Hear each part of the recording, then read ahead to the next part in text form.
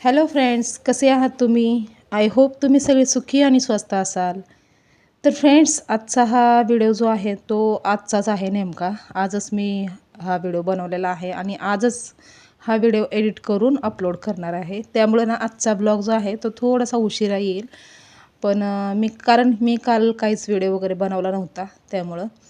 तर ना आत्ता वाजलेले आहेत सकाळच्या 6 आणि मी जस्ट आत्ता उठले आणि माझ्यासोबत मुलं पण उठली होती. कारण की घरामध्ये एक प्रॉब्लेम झाला होता की लाईट जी आहे ना ती बंद चालू बंद चालू असं ना भरपूर वेळा झालेला आहे. आणि त्यामुळं ना मग वैभवदादा पण उठला आणि त्याने ना हे केलं वरतून ते इन्व्हर्टरच फक्त चालू ठेवलं आणि लाईटचं जे असतं ना ते बंद केलं त्यांनी आणि इन्व्हर्टरवरती आता चालू आहे सगळं. तर ना ते फ्रीज पण नवीनच आहे आणि बंद चालू होत होतं. त्यामुळं ना मला वाटलं फ्रीज खराब होईल म्हणून मी अगोदर फ्रीजचं बटन दाबलं उठून, फ्रीज बंद केलं. त्यानंतर मग वैभवदादांनी ना पूर्ण घराची लाईट बंद केली आणि फक्त इन्व्हर्टर चालू ठेवलं. तर तो दाखवत होता मला की बॅटरीमधलं पाणी पण थोडंसं संपत आलं आहे असं दाखवत होता. तर आता जेव्हा साहेब येतील तेव्हा बघतील ते. आणि त्यांना पण फोन केला होता मी की असं होतं आहे प्रॉब्लेम सकाळी सकाळी म्हणून. तर ते बोलले की फक्त इन्व्हर्टर चालू ठेवा आणि लाईट बंद करून टाका असं म्हणून सांगितलं. तर मग आता इन्व्हर्टरवरती सगळं चालू आहे आणि आता उठले होते. तर पटकन आता ब्रश करायला गेले.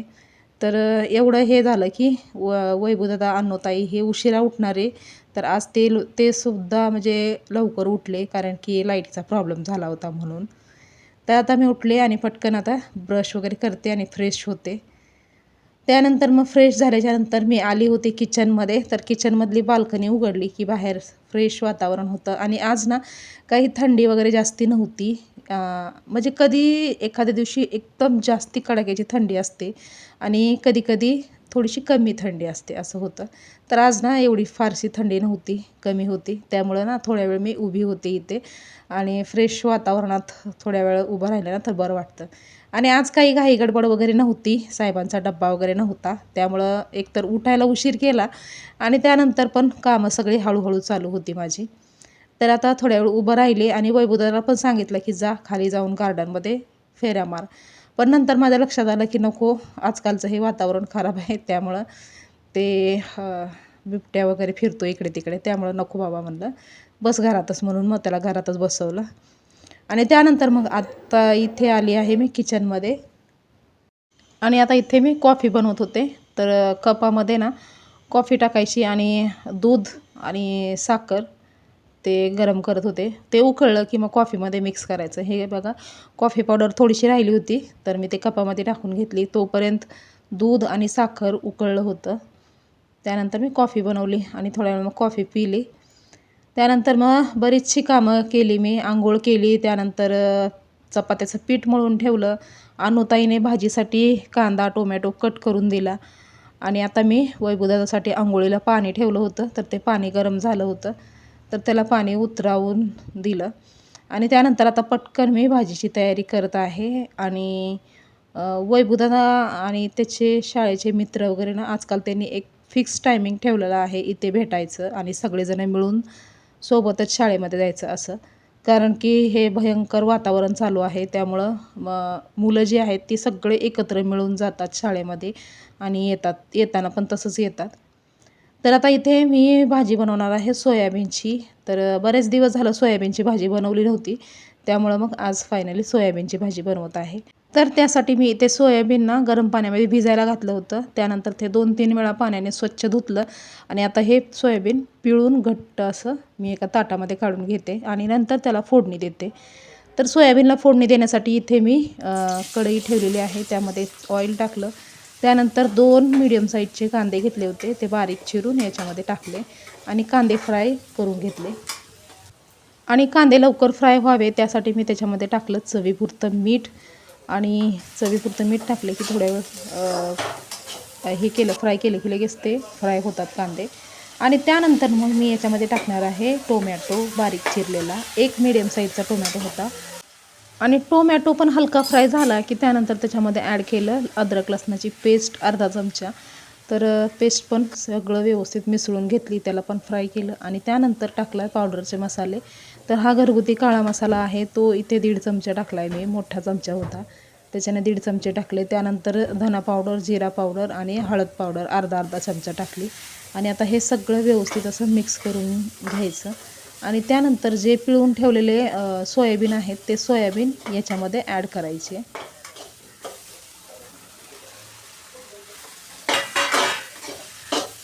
आणि त्यानंतर आता हे सगळं व्यवस्थित असं मिक्स करून घ्यायचं.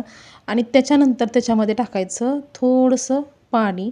तर आपल्याला जेवढी ग्रेव्ही पाहिजे ना, फक्त तेवढंच पाणी टाकायचं, कारण की याला जास्ती शिजवत बसायची गरज नाही. सोयाबीन ऑलरेडी भिजलेले असतात गरम पाण्यामध्ये, त्यामुळं त्याला जास्ती शिजवत बसायची गरज नाही. म्हणून इथे मी ना छोटासा ग्लास पाणी टाकलं. तर एवढी ग्रेव्ही बस होते आमच्यासाठी त्यामुळं. आणि त्यानंतर ना मग याच्यामध्ये टाकणार आहे शेंगदाण्याचं कूट. तर शेंगदाण्याचं कूट मात्र मी थोडंसंच टाकलं, एक 1.5 चमचा समजा एवढं कूट टाकलं, कारण की जास्ती कूट नाही आवडत मला त्यामुळं. आणि त्यानंतर ना टाकलेली आहे बारीक चिरलेली कोथिंबीर. तर आता इथे आपली भाजी रेडी झालेली आहे, त्याला जास्ती शिजवत बसायची गरज नाही. तर मी ना थोड्या वेळ फक्त त्याला उकळू दिलं आणि त्यानंतर गॅस स्टोव बंद केला. आणि आता कढई ठेवून दिली एका साईडला. आणि आता इथे मी पटापट चपात्या लाटून घेते. तोपर्यंत वैभवदादाची अंघोळ चालूच आहे. आणि अंघोळ झाली की मग लगेच तो नाश्ता वगैरे करेल आणि त्याचा डबा वगैरे सगळं पॅक करून देईन. तर आता इथे मी हा नवीनवालाच तवा घेतलेला आहे, छोटासा तवा. तर ना 382 रुपयाचा तवा आहे, पण चांगला आहे तसं, म्हणजे जास्ती पातळ पण नाही आणि जास्ती जाड पण नाही, एकदम चांगला तवा आहे. आणि जेवढ्या माझ्या चपात्या असतात तेवढेच साईजचा बरोबर तो तवा आहे. त्यामुळं मी ना अगोदर वापस देणार होते, कारण की ना नवीन तवा आणला होता ना, म्हणजे ऑनलाईन मागवला होता. तर जेव्हा नवीन तवा आला होता ना, तेव्हा ना त्याला ना ते असं व्हाईट व्हाईट लागत होतं हाताला, थोडंसं असं चमक लागल्यासारखी लागत होती व्हाईट व्हाईट कलरची. त्यामुळं ना मग मला थोडंसं डाऊट आला की हे तवा बरोबर नाही आहे वाटतं. म्हणून मी ना त्याला वापस करायचं हे केलं, प्रोसिजर केलं. म्हणजे मिशोवरून मागवलं होतं, पण त्याला वापस करायचं प्रोसिजर केलं अनुताईला सांगून. आणि नंतर ना दुपारच्या टायमाला थोड्या वेळानं मग मी ना त्याला काथ्याने घासून बघितलं, घासून एकदम. आणि कात्याने घासलं आणि स्वच्छ काढलं, धुवून काढलं. आणि त्यानंतर मग चोळून बघितलं, असा हात वगैरे फिरवून बघितला, तर ना तसं काही निघत नव्हतं. ते सिल्वर कलरचं जे चमक निघत होती ना, ती निघत नव्हतं. तेव्हा मग माझ्या लक्षात आलं की ते तवा नवीन तयार केलेला असतो, त्यामुळं मग त्याचं ते हाताला लागत असेल. आणि एकदाशी घासून स्वच्छ धुवून काढला ना, त्यानंतर ते लागत नव्हतं. मग मी ना ते वापस पाठवायची जी प्रोसिजर होती ना, म्हणजे ऑर्डर कॅन्सल करायचं जे होतं ना, तर ते मी अनुताईला सांगून बंद करायला सांगितलं आणि तवा जो आहे तो ठेवून घेतला मी वापस. आणि आत्तापर्यंत ना मी मिशोवरून भरपूर शॉपिंग केलेली आहे. जे काही वस्तू घ्यायच्यात ते मी मिशोवरून मागवत होते. पण कधीच काय असं म्हणजे फॉल्ट किंवा कधी काय रिटर्न करायचं, कधी काय असं आलंच नाही वेळ. पण ना ह्या तव्याच्या बाबतीत मला तसं वाटत होतं की रिटर्न करावा लागतो की काय, म्हणजे चांगला नाही तवा असं वाटत होतं. पण त्यानंतर मग मी स्वच्छ घासून काथ्याने एकदम रगडून घासला तवा आणि धुवून घेतलं. त्यानंतर ते निघायचंच बंद झालं ते चमक. तर असं म्हणजे मिशोचे प्रोडक्ट ना सहसा चांगले असतातच. एखादा दुसरं कुठलं तरी असं निघालं तर निघालं खराब, नाही तर ना चांगले असतात प्रोडक्ट त्याचे.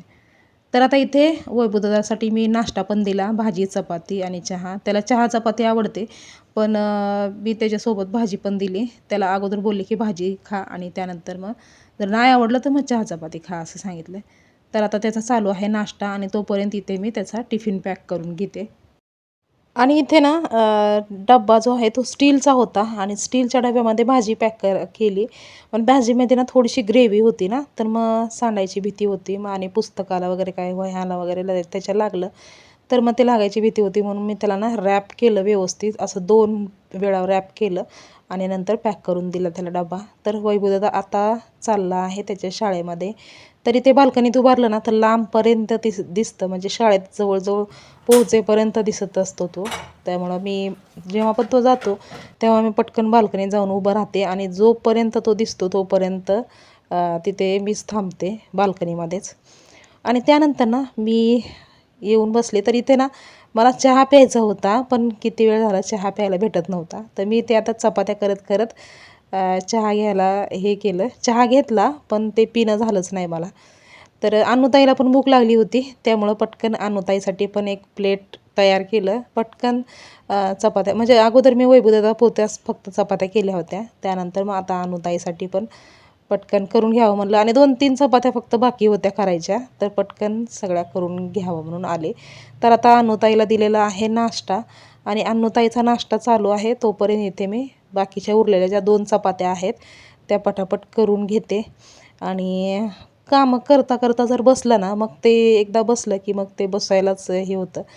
त्यामुळं ना मी म्हणलं की आता जेव्हा कामं पूर्णपणे डन होतील तेव्हाच बसेल. कारण की एकतर अगोदर उठायलाच उशीर झाला होता. तर म्हणजे जेव्हा आपण साहेबांचा डबा करायचा असतो ना पहाटेच्या टायमाला, तेव्हा एक गोष्ट चांगली असते की पहाटे पहाटे उठून पटापट कामं केली ना, तर ते कधी होऊन जातात ते पण कळत नाही. हां, भलं आपल्या झोपीचा मूड होतो खराब होतो आणि झोप भेटत नाही. पण ना कामं जी आहेत ती ना असं एकदम पटापट आवरतात. पण जेव्हा उशीर होतो ना उठायला, तेव्हा मग कामं करायचं एकदम मुळावर येतं आणि ना पटापट कामं होतच नाहीत. किती पण वेळ केलं तरी पण कामं आवरतच नाहीत असं होतं. तर आता इथे मी जेवढ्या काही उरलेल्या 2-3 चपात्या होत्या त्या पटापट लाटून घेतल्या आणि जे पीठ मळलेलं ताट होतं ते वॉश बेसिनमध्ये ठेवलं भिजण्यासाठी. किचन काउंटर पूर्ण स्वच्छ पुसून घेतलं आणि त्यानंतर आता एकदम शांतपणे अर्धा कप चहा आहे तो पिते. सकाळ सकाळी थोडासा चहा पिला की बरंच वाटतं. तर मी चहा प्यायला बसले होते तेवढ्यात अनुताई बोलली की मम्मी तू पण घे ना नाश्त्याला, आपण दोघीजणी पण नाश्ता करू. तर मग मी माझ्यासाठी पण नाश्त्याला घेतलं आणि मग आता दोघी मायलेकींचा नाश्ता चालू आहे इथे. या तुम्ही पण भाजी चपाती नाश्ता करायला. त्यांना सोयाबीन म्हणजे माझी फेवरेट भाजी आहे, त्यामुळं ना मला सकाळी सकाळी सकाळी सकाळी माझी फेवरेट भाजी आणि चपाती असली आणि चहा सोबत असला ना तर मग तसा नाश्ता मला आवडतो. म्हणजे एक घास भाजीचा चपातीचा आणि थोडासा चहा पिला ना तर ते बरं वाटतं. तर अशा प्रकारे आम्ही मायलेकीने अगोदर नाश्ता उरकून घेतला आणि त्यानंतर मग आता माझी थोडीशी कामं होती. तर लादी पुसायचं बाकी होतं आणि कपडे धुवायचं बाकी होतं. तर ते करून घेते आणि सोबतच आता चपात्या केलेले जे भांडे होते ते पण घासायचे बाकी होते. तर पटापट नाश्ता आवरला की मग ते करून घेते मी. आणि ना नाश्ता करत करतच मी ना थोड्या वेळ व्हॉट्सअप चालू केलं. म्हणजे सहसा मी ना व्हॉट्सअप वगैरे हे बघत नाही. मी माझ्या व्हिडिओच्या नादामध्ये असते आणि व्हिडिओ शूट करायचा, व्हिडिओ एडिट करायचा हेच कामं भरपूर असतात. घरातली दुसरी कामं पण भरपूर असतात. त्यामुळे ना मी व्हॉट्सअपला वगैरे सहसा ओपन करत नाही व्हॉट्सअप वगैरे. पण आज नाश्ता करत करत मी अचानक व्हॉट्सअप बघितलं. तर ना एक आमचा महिलांचा ग्रुप आहे. तर त्या ग्रुपवरती मेसेज आला होता की बिबट्याचा वावर आमच्या इथे पण आहे अवतीभोवतीच. म्हणजे जवळजवळच आलेला आहे बिबट्या आता. तर खूप भीती वाटत होती की म्हणजे बघत बघत लांब होता, कुठं पुण्याला होता, पुण्यावरून मुंबईला, मुंबईवरून आता इथे आमच्या जवळ आलेला आहे. आजकाल इथे पण वावर दिसत आहे बिबट्याचा. त्यामुळं ना खूपच भीती भरली मनामध्ये. आणि कितीही भीती वाटली तरी पण आपण सामान्य माणसं काय करू शकतो जास्तीत जास्त की सावधान सतर्क राहू शकतो. आपल्या मुलाबाळांची काळजी करायची एवढंच फक्त आपण करू शकतो. त्यांना मी असं ठरवलं की उद्यापासून मी वैभवदादाला शाळेत सोडायला जाईन आणि त्याला पाठवणार नाही एकट्याला. तसं तर मुलं असतात भरपूर, म्हणजे सगळे ग्रुपनं जातात येतात, पण तरी पण त्याला सोडायला आणायला मी जाईन असं मी ठरवलं आहे आजपासून. तर हे जेवढं होतं आहे तेवढं आपण आपल्या फॅमिलीसाठी करू शकतो, तेवढं करायचं असतं. तर व्हॉट्सअप बघितल्यामुळं टेन्शन आलं होतं. त्यानंतर मग थोड्या वेळ बसले आणि साहेबांना पण फोन करून सांगितलं की असं असं झालं आहे, मेसेज येते आला आहे ग्रुपवरती मेसेज येते म्हणून सांगितलं. तर साहेब पण बोलले की थोडंसं काळजी घ्या हे ते म्हणून सांगितले. त्यानंतर मग थोड्या वेळ बसले आणि मग नंतर मी ना कपडे धुवून टाकले. तर आता कपडे सुकायला घालते एक एक. आणि आजकाल ना हिवाळ्याचे दिवस आहेत त्यामुळं ना कितीही लवकर कपडे जरी धुतले ना तरी पण कपडे सुकत नाही आहेत. थोडं का होईना थंड राहतातच कपडे. जे जास्ती जाड कपडे आहेत ना ते थंड राहतात, बाकीचे हलकेवाले कपडे सुकून जातात. तर फ्रेंड्स आता व्हिडिओ जो आहे तो मी इथेच थांबवते. तुम्हाला हा व्हिडिओ कसा वाटला हे कमेंट करून सांगायला विसरू नका. व्हिडिओ आवडला असेल तर लाईक करा, शेअर करा आणि चॅनेलवर जर नवीन असाल तर चॅनलला सबस्क्राईब करायला विसरू नका. तर पुन्हा लवकरच भेटूया आपण नवीन एका छानशा ब्लॉगमध्ये. तोपर्यंत स्वस्त रहा आणि मस्त रहा. बाय.